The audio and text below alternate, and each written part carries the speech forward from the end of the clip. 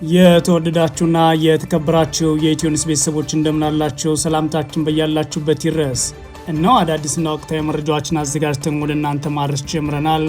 ከኢትዮኒውስ መረጃዎች ጋር አብራችሁ እንድትቆዩ ግብዣችን ነው። በቅድሚያም አርዕስተ ዜናዎችን አስቀድማለሁ። በአማራ ክልል የተለያዩ አካባቢዎችና በወለጋ ቀጠና በአገዛዙ ጦርና ፋኖ ኃይሎች መካከል የሚደረገው ውጊያ ዛሬ መቀጠሉ ታውቋል። በዛሬው ዕለት በጎጃም በተደረገው ውጊያ ከፍተኛ ወታደራዊ ውጤት ተገኝቷል ሲል አፋብን አስታውቋል። በወሎ ሸዋና ወለጋ በቀጠለው ውጊያ ሰብአዊና ቁሳዊ ጉዳት መድረሱም ተሰምቷል። በዝርዝር የምትሰሙት ይሆናል። የብልጽግና አገዛዝ ባለስልጣናት በዓለም አቀፉ የወንጀል ፍርድ ቤት ምርመራ ሊካሄድባቸው ነው። በሱዳን በተፈጸሙ አስከፊ ወንጀሎች ውስጥ እጃቸው አለበት የተባሉ ከፍተኛ የተባበሩት አረብ ኤሚሬትስ የኢትዮጵያና የቀጠናው ባለስልጣናት ላይ በዓለም አቀፍ የወንጀለኞች ፍርድ ቤት ምርመራ እንዲደረግ ተጠይቋል። በዝርዝር እናየዋለን። በደቡብ አፍሪካ ጸረ ስደተኞች ተቃውሞ ምክንያት የጸጥታ ኃይሉ ከፍተኛ መጠን መጨመሩ ተሰምቷል። በደቡብ አፍሪካ ስደተኞች እንዲወጡ መደረጉ እያነጋገረ የቀጠለ ሲሆን በርካታ ስደተኞች ቤተሰባቸውን ጥለው ጭምር ለመውጣት ተገደዋል ነው የተባለው። ዝርዝሩ ተዘጋጅቷል። ኢራን ከታገደባት ሀብት ውስጥ $6 ቢሊዮን ሊለቀቅላት እንደሆነ ይፋ አድርጋለች። የኢራን ጠቅላይ መሪ በድርድሮች ውስጥ ያልተቋረጠ ተሳትፎ እንደነበራቸው ደግሞ አዲስ መረጃ ወጥቷል። የተወደዳችሁና የተከበራችሁ የኢትዮኒውስ ቤተሰቦች አብራችሁን ቆዩ። ወደ ዝርዝሩ አልፋለሁ። በአማራ ክልል የተለያዩ አካባቢዎችና በወለጋ ቀጠና በአገዛዙ ጦርና ፋኖ ኃይሎች መካከል የሚደረገው ውጊያ የቀጠለ ሲሆን በዛሬው ዕለት በጎጃም በተደረገው ውጊያ ከፍተኛ ወታደራዊ ውጤት ተገኝቷል ሲል አፋብን አስታውቋል። በወሎ ሸዋና ወለጋ በቀጠለው ውጊያም ሰብአዊና ቁሳዊ ጉዳት ደርሷል። በዛሬው ዕለት ሰኔ 23 2018 ዓ.ም በምስራቅ ጎጃም ዞን ሞጣ ቀጠና ሙገር ከተማ የፋኖ ኃይሎች በከፈቱት የማጥቃት ውጊያ በርካታ የአገዛዙ ወታደሮች መገደላቸውን አፋብን ቴዎድሮስ አስታውቋል። በሁለት ጅነሲ ወረዳ ሞጣ ሙገር ቻይና ካምፕ በሚገኘው የአገዛዝ ጦር ላይ የፋኖ ኃይሎች በሌሊት ውጊያ በመክፈት ከፍተኛ ወታደራዊ ጉዳት አርሰዋል ያለው አፋብን ይህን ተከትሎም የአገዛዝ ጦር ከሞጣ ከተማ ወደ ሙገር ከባድ መሳሪያ ተኩሶ እያደረገ ይገኛል ያሉት ደግሞ የአካባቢው ነዋሪዎች ናቸው። በዚህ ውጊያ በርካታ የአገዛዝ ጦር አባላት መገደላቸውና 11 ወታደሮች የፋኖ ኃይሎች መያዛቸው ነው አፋብን ቴዎድሮስ አክሎ ያስታወቀው። በተጨማሪም በርካታ የቡድንና የነፍስ ወከፍ ትጥቅ በፋኖ ኃይሎች መያዙ ይፋ ተደርጓል። የአፋብን ከፍተኛ ወታደራዊ አመራር ሻለቃ ዝናቡ ልንገረው የአገዛዝ ጦር የስበት ማዕከል መምታትና እዝና ሰንሰለቱ መበተን አዲስ የውጊያ ስልታችን ነው፣ ቀን ይመጣል ብሎ ሲጠብቀን በሌሊት ደርሰንበታል ሲል ስለ ውጊያው ተናግሯል። አክሎም በዚህ ውጊያ አንድ ሬጅመንት የአገዛዝ ጦር ፋኖ ኃይሎች መታቱንና አካባቢው ነጻ መደረጉን አስታውቋል። በተያያዘም በዛሬው ዕለት በዞኑ ማቻከል ወረዳ ግራ ቅዳም ከተማ በተደረገ ውጊያ በርካታ የአገዛዝ ጦር አባላት ላይ ጉዳት ደርሷል ተብሏል። ላለፉት ተከታታይ ቀናት ውጊያ እየተደረገበት በሚገኘው ግራ ቅዳም ቀጠና ዛሬ ሰኔ 23 2018 ዓ.ም የከባድ መሳሪያ ድብደባ እየተደረገ ይገኛል ሲሉ የመረጃ ምንጮች ተናግረዋል። የብልጽግና አገዛዝ ከአማኑኤል ከተማ ሆኖ ግራ ቅዳም አቅጣጫ የከባድ መሳሪያ ድብደባ እየፈጸመ የሚገኘው በአካባቢው በቀጠለው ውጊያ ፋኖ ኃይሎች ከፍተኛ ጉዳት ማስተናገሩን ተከትሎ መሆኑ ነው የመረጃ ምንጮቻችን ለኢትዮኒውስ የተናገሩት።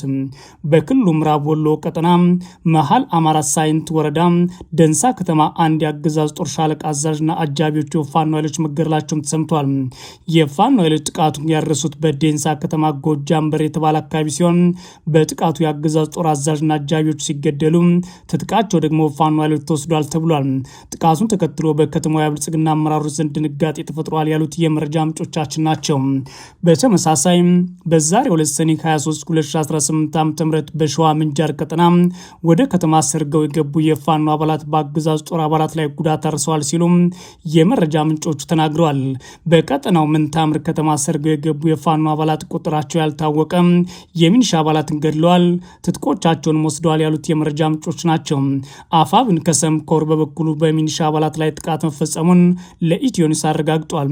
በአገዛዝ ጦርና ፋኖ ኃይሎች መካከል የሚደረገው ውጊያ ከአማራ ክልል ባሻገር በወለጋ ቀጠና መቀጠሉን የተሰማው በዛሬው ዕለት ሰኔ 23 2018 ዓ.ም በሆሮ ጉሩ ወለጋ ዞን አሞሮ ወረዳ የፋኖ ኃይሎች በአገዛዝ ጦር ላይ ውጊያ መክፈታቸውን የአፋብን አንሻ ሰይድ እዝ ሰብሳቢ ንጉሴ ዋለልኝ አስታውቋል። የፋኖ ኃይሎች በወለጋ ቀጠና ከጎጃም ቡሬ ወረዳ በ7 ኪሎ ሜትር ርቀት በምትገኘው አጋምሳ ከተማ ካምፕ አድርጎ በቆየው የአገዛዝ ጦር ላይ ነው ውጊያ መክፈታቸው የተሰማው። የፋኖ ኃይሎች አሙር ወረዳ አጋምሳ ከተማን ተቆጣጥረናል ያሉ ሲሆን የኢትዮኒስ የመረጃ ምንጮች በኩላቸው በአካባቢ የሚደረገው ውጊያ ቀጥሏል ብለዋል። የብልጽግና አገዛዝ ከአማራ ክልል ቡሬ ወረዳ ተጨማሪ የሚኒሻ ኃይል ወደ አጋምሳ ማስገባቱን የመረጃ ምንጮች ጨምሮ ተናግረዋል። ከጠዋት ጀምሮ በቀጠለው ውጊያ በርካታ የአገዛዝ ጦር አባላት ጉዳት ደርሶባቸዋልም ነው የተባለው። የብልጽግና አገዛዝ ባለስልጣናት በዓለም አቀፍ የወንጀል ፍርድ ቤት ምርመራ ሊካሄድባቸው ነው። የአገዛዙ ባለስልጣናት በሀገር ውስጥ የሚፈጽሟቸውና ላለፉት 8 ዓመታት የቀጠለውን ጦርነትና የወንጀል ሪከርዳቸው ሳይመዘገብላቸው ቀርቷል ቢባልም አሁን ግን በጎረቤት ሀገራት ጉዳይ ላይ በዝርዝር ሊመረመሩ ነው ተብሏል። በሱዳን የተፈጸሙ አስከፊ ወንጀሎች ውስጥ እጃቸው አለበት የተባሉ ከፍተኛ የተባበሩት አረብ ኤሚሬትስ የኢትዮጵያና የቀጠናው ባለስልጣናት ላይ በዓለም አቀፍ የወንጀለኞች ፍርድ ቤት ምርመራ ሊደረግ ነው ይላል ዜናው። ዓለም አቀፍ ሰብአዊ መብትና የህግ ድርጅቶች ጥምረት በሱዳን ዳርፉር ክልል በተቀሰቀሰው ግጭት ለተፈጸሙ አስከፊ ወንጀሎች ምቹ ሁኔታዎች መፍጠር ረገድ ተሳትፏላቸው የተባሉ የኢትዮጵያን ጨምሮ የበርካታ ሀገራት ከፍተኛ ባለስልጣናት ላይ ዓለም አቀፍ የወንጀለኞች ፍርድ ቤት ምርመራ እንዲያደርግ ተጠይቋል። ሚድል ኢስት አይን ባወጣው ዘገባ መሰረት የጥሪ ሰኞ ዕለት የቀረበው ራውር ዋንግለር የሰብአዊ መብት ማዕከል ከተለያዩ የህግ ምርመራና የሲቪል ማህበረሰብ ድርጅቶች ጥምረት ጋር በመሆን የቀረበው ነው። አቤቱታው የዓለም አቀፍ ወንጀለኞች ፍርድ ቤት አቃቢያነ ህግ የውጭ ሀገር ባለስልጣናትና አሸማጋዮች በሱዳን ተፋላሚ ወገኖች የተፈጸሙ ወንጀሎችን ሆን ብለው በማገዝ ወይም በማበረታታት ረገድ የተሳተፉ ናቸው እንዲመረምሩ ይጠይቃል። ማመልከቻው የውጭ ሀገር ተዋናዮች ለፈጥኖ ደራሽ ኃይሎችና ለሱዳን ጦር ኃይሎች የጦር መሳሪያዎችን፣ ቅጥረኛ ወታደሮችን፣ ቁሳቁሶችን፣ የሎጂስቲክስ ድጋፍና ፋይናንሶችን በማቅረብ በሲቪሎች ላይ ግፍ እንዲፈጸም አድርጓል ሲል ከሷል። አክሎም ያቃነ ህግ በተለይም የሮም ደንብ የሮም ስታቱስ ንዑስ አንቀጽ 25 ዝባር 3 ሲን እንዲሁም 25 ዝባር 3 ዲን መሰረት ያደረገ የጋራ ዓላማ ባለው ቡድን የሚፈጸሙ ወንጀሎች ማገዝ፣ ማበረታታት ወይም ሆን ብሎ አስተዋጽኦ ማበርከት የሚሸፍነውን ድንጋጌ በመጥቀስ ሊኖር የሚችለውን የወንጀል ተጠያቂነት እንዲመረምሩ ጠቅሷል። እንደ ዘገባው ገለጻ ማመልከቻ የተባበሩት አረብ ኤሚሬትስና የፈጥኖ ደራሽ ቀጠናዊ ደጋፊዎችን የለየ ሲሆን ይህም ከኢትዮጵያ፣ ከሊቢያ፣ ከቻድ፣ ከሶማሊያና ከኬንያ እንዲሁም ከኡጋንዳ የተወጣጣ ስማቸው ያልጠቀሰ ባለስልጣናትና አሸማጋዮችን አካቷል ይላል። ጥምረቱ በማመልከቻው ላይ የተካተቱን ባለስልጣናት ማንነት ግን ይፋ አላደረገም። በተጨማሪም ማመልከቻው ከሱዳን ጦር ኃይል ጋር በተያያዘ ለተፈጸሙ ወንጀሎች የኢራን፣ የቱርክ፣ የግብፅና ሰፊ ሚናቸው ያካተቱ ሌሎች ኃይሎችን ገልጿል። የዜና ወኪሉ አክሎ እንደዘገበው የቀረበው ሰነድ ለፈጥኖ ደራሽ ኃይሉ የተላኩ ተጠርጣሪ የጦር መሳሪያ ከአቡዳቢ ካልአይ እንዲሁም ከራስ አልካማይ አውሮፕላን ማረፊያዎች ከተነሱ በኋላ በቻድ በሊቢያና በኢትዮጵያ በኩል መሻገራቸውን የሚያሳይ መረጃም አያይዟል። ይህ የጦር መሳሪያ አቅርቦት መስመር ከሚያዝያ ወር 2015 ጀምሮ እስካሁን ድረስ ስራ ላይ ያለ ነው ብሏል። ይህ አቤቱታ በሮም ስምምነት አንቀጽ 15 መሰረት የቀረበው ይፋዊ መረጃ የመስጠት ሂደት ሲሆን ድርጅቱ ምርመራ እንዲጀምር ማሰብ መረጃዎችን ለዓለም አቀፍ ፍርድ ቤት አቃቢ ህግ የሚያቀርብበት ስነ ስርዓት ነው። ፍርድ ቤቱ እንደ አውሮፓውያን አቆጣጠር በ2005 በተባበሩት መንግስታት ድርጅት የጸጥታው ምክር ቤት ውሳኔ መሰረት በዳርፉር ለተፈጸሙ ወንጀሎች ቀደም ሲል የዳኝነት ስልጣንም ነበረው። የራውል ዋንግለር ማዕከል መስራችና ዓለም አቀፍ ሊቀመንበር እንዲሁም የቀድሞ የካናዳ ፍትህ ሚኒስትር ኢርዊን ኮንትለር እንደገለጹት ተጠያቂነቱ ሁከቱን በቀጥታ በሚፈጽሙ አካላት ላይ ብቻ ሊገደብ አይገባም። ኮትለር የግፍ ወንጀለኞችን የሚፈጽሙ አካላትና ለእነሱ ከላ በመስጠት እንዲቀጥሉ የሚያደርጉ መረቦች ያለምንም ቅጣት በተግባር እንደቀጠሉ ድረስ የሱዳን ህዝብ ስቃይ አይቆም ሲሉ ተናግሯል። የተባበሩት አረብ ኤሚሬትስ ለፈጥኖ ደራሽ ኃይሉ የጦር መሳሪያም ሆነ ሌላ ድጋፍ ማድረጓን በተደጋጋሚ ብታስተባብልም በርካታ ምርመራዎች ግን በቻድና በሌሎች የጎረቤት ሀገራት በተለይም በብልጽግና አገዛዝ ድጋፍ ቀጠናዊ የአቅርቦት መረቦች አማካኝነት የጦር መሳሪያዎችና ወታደራዊ ቁሳቁስ ለኃይሉ ማድረሳቸውን ማረጋገጥ ሚድል ኢስት አይን ጠቁሟል። በዚህም ሚያዝያ ወር ላይ ሚድል ኢስት አይን ባወጣው ዘገባ የፈጥኖ ደራሽ ኃይሎች የቤኒሻንጉል ጉሙዝ ክልል አሶሳ ከሚገኝ የኢትዮጵያ ወታደራዊ የጦር ሰፈር በሚስጥር ድጋፍ እያገኘ መሆኑን የሚገልጽ ክሶችን ይፋ አድርጎ ነበር። ከዚህም በተጨማሪ ሮይተርስ ባደረገው የምርመራ ጥረትና ባወጣው አዲስ ሪፖርት የብልጽግና አገዛዝ ባለስልጣናት የጦር ካምፕ መስርተው በሱዳን ጦርነት ውስጥ የሚሳተፉ ናቸውና የጦር መሳሪያ ከማቅረብ አልፎ ስልጠናን ጭምር የሚያዘጋጁ መሆናቸውን ማስቀመጡ ይታወቃል። በእርግጥም የብልጽግና ባለስልጣናት ለእነዚህ ክሶች እስካሁን በይፋ ምላሽ አልሰጡም። አሁን ግን በሀገር ውስጥ ከሚፈጽሟቸው ወንጀሎች በተጨማሪ በጎረቤት ሀገር ህዝብ ላይ በተፈጸመ ወንጀል ክስ እንዲመሰረትባቸው በዓለም አቀፍ ተቋም ተጠይቋል። ቀደም ሲል የወጡ ዘገባዎች በኢትዮጵያ ቤኒሻንጉል ጉሙዝ ክልል ውስጥ ከፈጥኖ ደራሽ ኃይሎች ጋር የተገናኘ ማሰልጠኛ ተቋም መኖሩን የጠቆሙ ቢሆንም የኤምሬትስ ባለስልጣናት ሲያስተባብሉ ብልጽግና ዝምታውን መርጧል። የሱዳን ባለስልጣናት በበኩላቸው በብሉ ናይል ግዛቱ ስለሚፈጸሙ ጥቃቶች ኢትዮጵያ በቀጥታ እጁ አለበት ሲሉ ይከሳሉ። በሱዳን የኩርሙክ ግዛት ገዢ የሆኑት አብደላቲ አልፋኪም ቀደም ሲል ከተማዋን የሚያጠቁ ኃይሎች የተነሱት ከኢትዮጵያ ግዛት ውስጥ እንደሆነና በኢትዮጵያ እንደሚደገፉ መግለጻቸው መዘገባችን አይረሳም።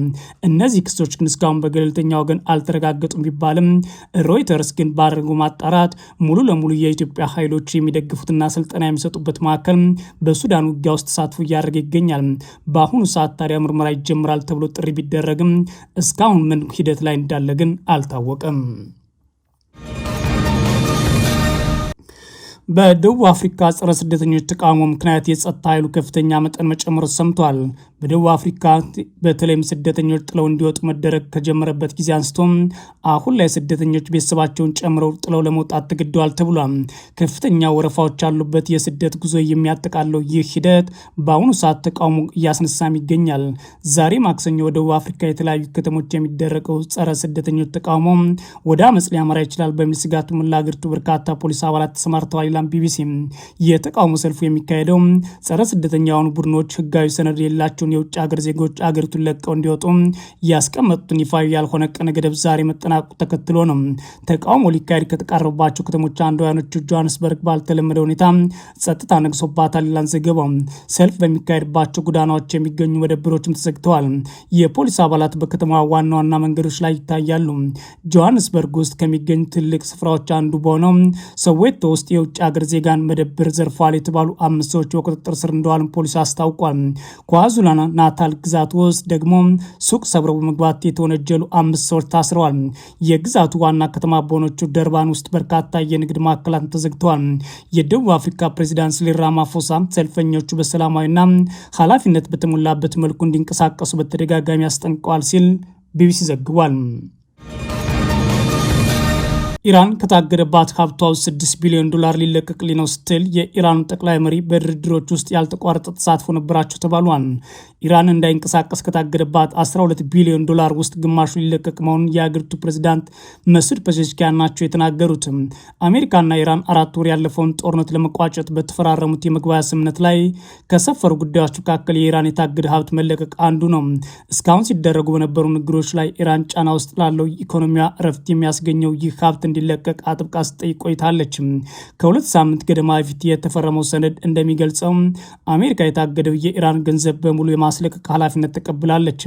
ትላንት ሰኞ ከሀገሪቱ ታዋቂ ሃይማኖት አባቶችና የእስልምና ሕግ ሊቃውንት ጋራ ለመገናኘት ወደ ቆም ከተማ ያመሩት የኢራን ፕሬዚዳንት ፔዜሽኪያን ከሀብቱ ውስጥ ግማሽ ያሉ ሊለቀቅ ነው ብለዋል።